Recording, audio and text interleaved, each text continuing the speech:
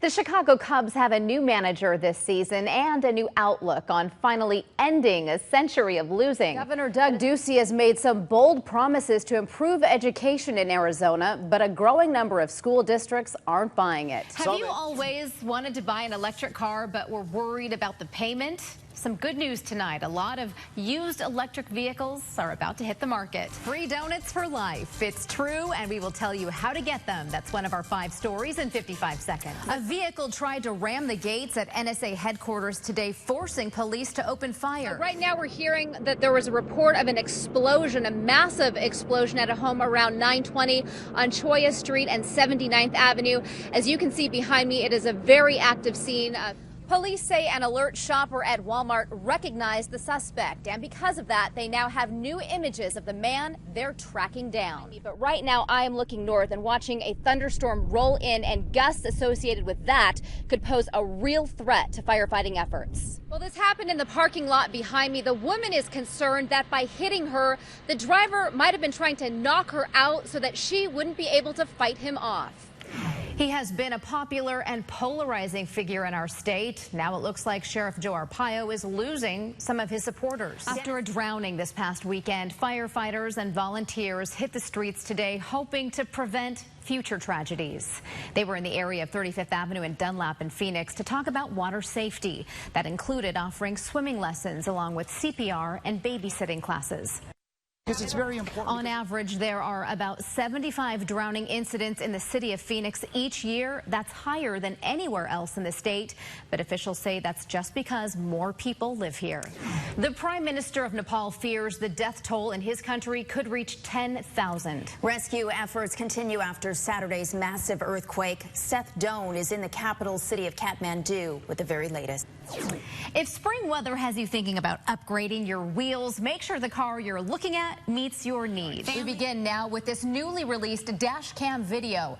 It's from that deadly shootout with Cottonwood police that happened outside of a Walmart just a couple of weeks ago. Yeah, it started as a call to check out a man who roughed up an employee inside the store. But as you saw, things escalated quickly. 3 people ended up getting shot, including a police officer. CBS 5's Allison Blair is in Cottonwood with the story. Police say no one in the family has a criminal record. In fact, they're members of a religious band called Matthew 24 Now. The Gavers face charges that include assault on a police officer, hindering prosecution, and resisting arrest.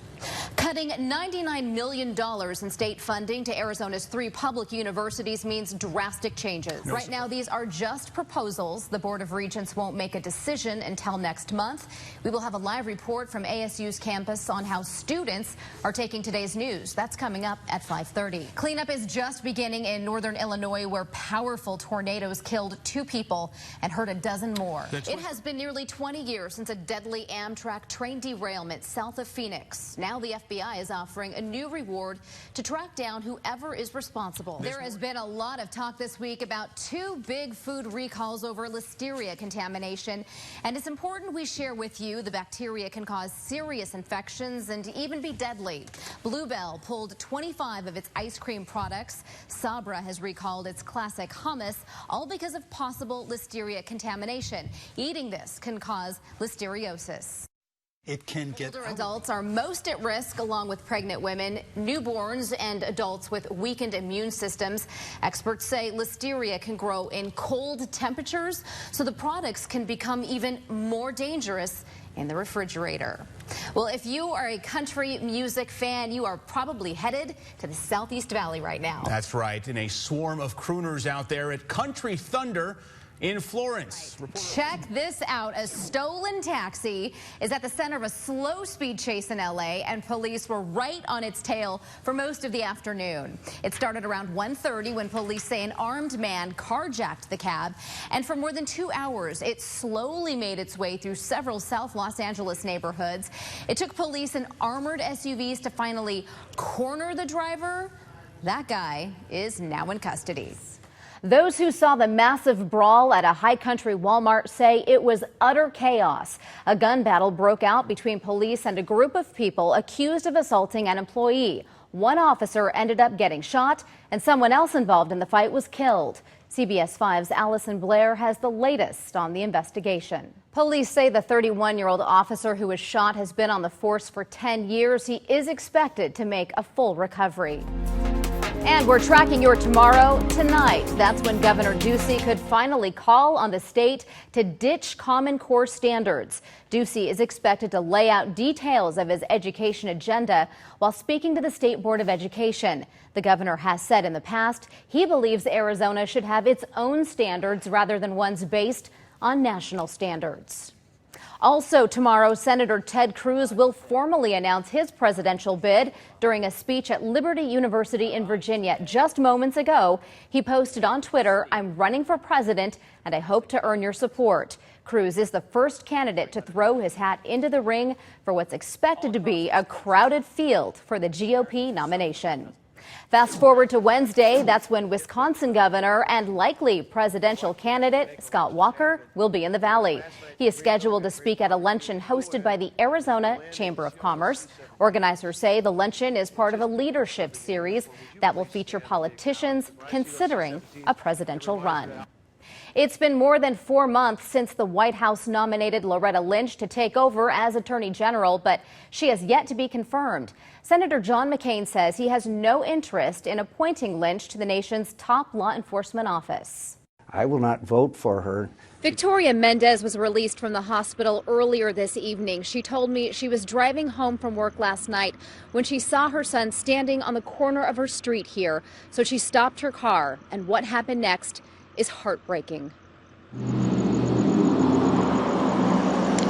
I rolled my passenger window down and I said, "Hey, Hakeem, what's up? How are you doing?" And he popped his head in my window and he says, "I just want to give you a kiss, Mama." As Victoria Mendez leaned toward her 29-year-old son, Hakeem Shockey, who she hadn't seen in months because of his drug addiction, she says he pulled out a box cutter. And then he proceeded to get into the car and started stabbing me and slashing at my throat, telling me that he was going to kill me. And then he grabbed within the wound itself that he had created with his bare hands, and he started pulling at my esophagus. As Mendez fought for her life and screamed for help, she says a neighbor came to her rescue. And he said, "Stop, I'm going to shoot." He wouldn't stop. He shot him once. It didn't even faze him. He was so high on drugs. And the second shot I heard, he went down. Mendez is now beginning a painful recovery and mourning the loss of a son she feels she truly lost to crystal meth, not to the man who pulled the trigger. There was nothing else you could have done. And as sad as I am to lose my boy, you did the right thing. And I thank you for my life. In Glendale, Rebecca Thomas, CBS 5 News. Mark, fans tell me it was a hit that silenced the stadium. Take a look at this video and you can see why. It is very scary. A line drive nailed the D-backs pitcher Archie Bradley on the right side of his face. That hit knocked him to the ground, and fans who saw it happen were horrified. He went down so fast, the ball went right at his face. He had no chance to protect himself. Goes down flat for seemed like forever, and everyone was like in awe with their hands over their face, like in tears. We didn't know. Bradley eventually was helped off the ground and was able to walk off the field. He gave a thumbs up, much to the relief of fans. Both teams were applauding and very concerned, but it was a good moment.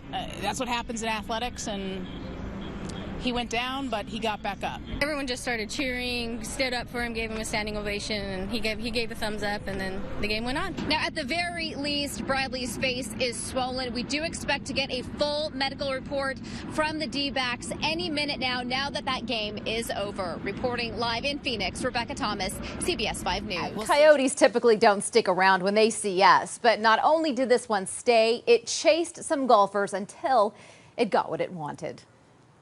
Oh my God, he's like running.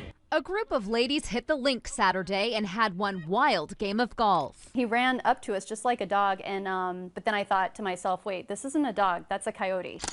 So after snapping a few pictures, Rebecca Goldberg and Amy Kirkus got into their golf cart and took off down the greens at Talking Stick Golf Club. We're being chased by a coyote. But as you can see, this curious canine wasn't ready to say goodbye. He was definitely kind of assertive, right? You could tell that he had a mission. He was going to follow us. We were driving the golf cart as fast as we could go, and he was keeping up to us, and he was right behind us, and I thought he might jump on the back of the golf cart. Fortunately, that didn't happen, but they weren't able to lose the coyote until Kirkus tossed a sandwich onto the golf course. We were able to get away, and then he went off into the bushes and was gone after that. The women eventually realized getting fed was probably the coyote's game plan all along. He has it all figured out. He knows he can get food from golfers, and he knows how to go about it, I think, and he's a smart coyote. Both ladies say from now on, they won't bring food on a golf cart. Now, if you'd like to see that video again, we have the clip on our website, cbs5az.com.